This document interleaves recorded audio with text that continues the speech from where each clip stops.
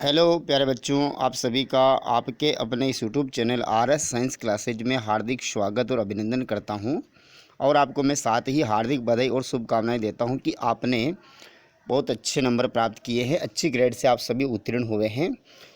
आप सभी के दिमाग में एक जो कन्फ्यूज़न चल रहा है और बहुत सारे बच्चे पूछ रहे हैं कि सर मेरी ये ग्रेड बनी है तो मेरे कितने परसेंटेज हो सकते हैं या मेरे कितने नंबर हो सकते हैं। तो मेरे प्यारे विद्यार्थियों, मैं आपको एक अनुमान बता देता हूँ। उस अनुमान के आधार पर आप अपने परसेंटेज की गणना कर सकते हैं या कैलकुलेशन लगा सकते हैं। तो देखिए, आपको जो एग्रीगेट टोटल जो ग्रेड मिली है, जैसे किसी को ए मिली है, किसी को बी मिली है, ठीक है, किसी को सी मिलेगी होगी। इससे नीचे तो बहुत सारे स्टूडेंट्स के ग्रेड नहीं है, अधिकतर बच्चों के ए या बी ग्रेड है। डी और ई का तो बहुत कम चांसेज है। तो हम इसको ग्रेड से आपकी जो नंबर है, परसेंटेज है, वो उनकी कैलकुलेशन किस प्रकार से होती है उसकी हम यहाँ पर थोड़ी सी चर्चा कर लेते हैं। यदि किसी बच्चे को ए ग्रेड मिली है, किसी स्टूडेंट को ए ग्रेड आया, उसका एग्रीगेट। अब क्या हो रहा है कि बहुत सारे बच्चों के जैसे कि 3 सब्जेक्ट में ए ग्रेड आ रहा है और 3 सब्जेक्ट में बी ग्रेड आ रहा है, और उसको एग्रीगेट जो ग्रेड मिली हुई है, टोटल ग्रेड मिली हुई है, जैसे ए ग्रेड मिली हुई है। तो अब इन बच्चों के माइंड में कन्फ्यूजन चल रहा है कि मेरे परसेंटेज कितने हो सकते हैं सर। इस प्रकार के सवाल बहुत सारे बच्चे पूछ रहे हैं और पूछना भी स्वाभाविक ही है, क्योंकि ग्रेड के आधार पर बच्चे जो है सही परसेंटेज का निर्धारण नहीं कर पा रहे। एक प्रकार की ये समस्या है। तो इस समस्या का निजात हम इस प्रकार से निवारण कर सकते हैं, निजात पा सकते हैं कि जिन बच्चों के जैसे कि ए ग्रेड आया है, तो उन बच्चों का जो परफॉर्मेंस है वो 86% से ऊपर है। देखो, 86 से लगा करके 100 अगर आपके जो नंबर है ना, तो अब इनको क्या है कि जो परसेंटेज है वो 100 को आधार मान करके, ठीक है ना, गणना की गई। आपके सभी विषयों के जो नंबर है वो जोड़े गए हैं।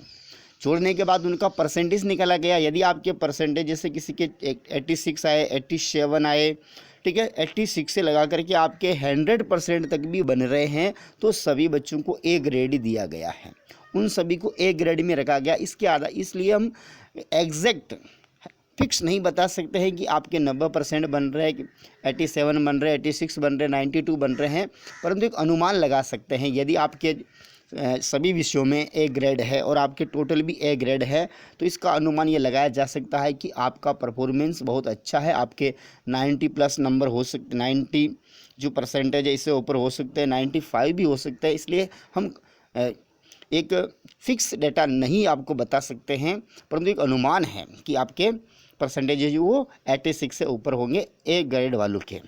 इसलिए आपको तो पॉजिटिव लेना है, किसी प्रकार की कोई टेंशन तनाव नहीं लेना है, ठीक है। ए ग्रेड आई तो आपके बहुत अच्छा, आपने बहुत अच्छा प्रदर्शन किया। ए ग्रेड लेना कोई छोटी मोटी बात नहीं है। यदि किसी बच्चे के जैसे माना कि बी ग्रेड आ रही है, टोटल एग्रीगेट है, तो उन बच्चों के परसेंटेज है वो 71 से लगा करके 85 के बीच में है। 71 से लगा करके 85 के बीच में है। किसी बच्चे ने जैसे 71 टोटल है ना, जो परसेंटेज निकाले, वो अगर 71 भी बन रहे तो भी उसको बी ग्रेड मिली हुई है। और अगर किसी के 85% बन रहे हैं तो भी उसको बी ग्रेड मिली हुई है। तो इस प्रकार की एक समस्या है कि बच्चा जो होता है ग्रेड के आधार पर सही परसेंटेज का निर्धारण नहीं कर पा रहा है, परंतु आपको पॉजिटिवली लेना है, ठीक है ना। आपकी बहुत अच्छी ग्रेड है, बी ग्रेड भी बहुत अच्छी ग्रेड है, फर्स्ट डिवीजन है, ठीक है ना। 85% तक बी ग्रेड है 71 से लेकर के, ठीक है। उसके बाद हम बात करते हैं सी ग्रेड वाले की। सी ग्रेड वाले बच्चे भी फर्स्ट डिवीज़न में आते हैं, देखो, और कुछ बच्चे इनमें से हैं, देखो, सेकंड डिवीज़न में भी आएंगे। फर्स्ट डिवीज़न वाले बच्चे 60% से लगा करके 70% जिनके बन रहे हैं वो फर्स्ट डिवीज़न की रेंज में आ जाएंगे सी ग्रेड के अकॉर्डिंग। और यहाँ से देखो 51 से लगा करके 59% तक वाले जो बच्चे होंगे उनको भी सी ग्रेड दी गई है। ये बच्चे सेकंड डिवीज़न होंगे अगर डिवीज़न की बात करें तो, ठीक है। उसके बाद अगर डी ग्रेड वाले की बात की जाए तो डी ग्रेड वाले बच्चे, इनमें थर्ड डिवीज़न वाले भी होते हैं, और इनमें कुछ बच्चे हैं जो 50% से 49 और 50% वाले बच्चे वो सेकंड डिवीज़न में भी यहाँ पर होते हैं, ठीक है। तो उनके परसेंटेज आप देख सकते हैं। डी ग्रेड तो वैसे बहुत सारे कम बच्चों के हैं। और यहाँ पर एक जो महत्वपूर्ण बात यह है कि जो जिन्होंने ई ग्रेड, वैसे ई ग्रेड तो शायद बहुत ही कम बच्चों के होगी, जो ई ग्रेड वाले बच्चे हैं वो अगली कक्षा में प्रमोट नहीं होंगे। अगर इनको 9th क्लास में जाना है, अगली वाली क्लास में जाना है, तो इनको क्या होगा, एक पूरक एग्ज़ाम देना होगा, सप्लीमेंट्री इनको परीक्षा देनी होगी। और सप्लीमेंट्री परीक्षा में यदि वो उत्तीर्ण हो जाते हैं, पास हो जाते हैं, तो ये कक्षा 9 में एडमिशन ले सकेंगे।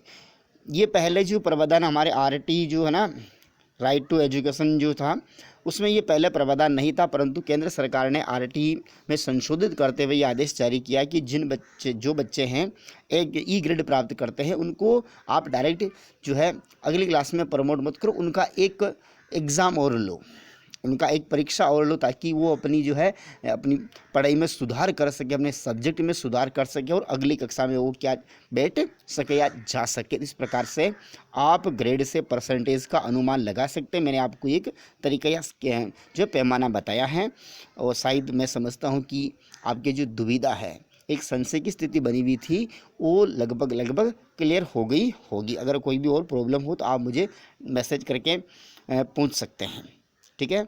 आपको मैं एक बार फिर हार्दिक बधाई और धन्यवाद देता हूँ। जय हिंद, जय भारत। और यदि आप यूट्यूब चैनल के ऊपर नए हैं तो प्लीज़ यूट्यूब चैनल को सब्सक्राइब कर लीजिए। इसी प्रकार के यूज़फुल और आपके मार्गदर्शन वाले वीडियो मैं हमेशा अपलोड करता रहता हूँ।